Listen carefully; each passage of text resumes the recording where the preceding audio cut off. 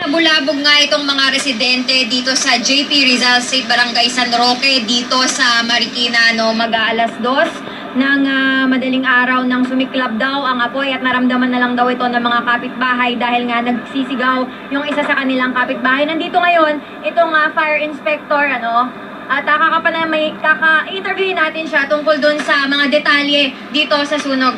Sir, meron na po ba tayong detalye kung saan nagsimula itong sunog? Ang sunog po natin ay nagsimula dito sa 235 Interior GP Rizal, San Roque, Marikina City. Ito po ay isang residential apartment, one story po, na pagmayari ni a certain Brenda Di Guzman. Ang occupant po nito, ang pinagmulan ng sunog, ay a certain Rigor Viñaperte. Alam na po natin kung ano yung sanhi ng sunog, sir? We are still conducting a thorough investigation as to the cause of the fire. Dahil yung pinagmulan po ay hindi po natin gaano makausap.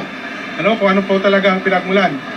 Then, ang sunog po natin ay nagsimula ng alas 2:54 and umabot po ito ng third alarm ng alas 2:59.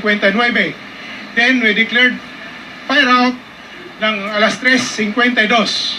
Maraming salamat po, sir. Babalikan po natin si sir. At ngayon makikita nyo po itong mga residente nga po dito. Yung karamihan sa kanila ay chine-check po yung kanilang mga kabahayan kung talagang napuruhan po ng apoy. Yung iba daw po kasi ay nadamay lamang. Kaya kung hindi naman po naabo yung kanilang bahay, talagang dun na lang sila magpapahinga ngayong madaling araw. At yan muna ang pinakahuling balita mula rito sa Marikina.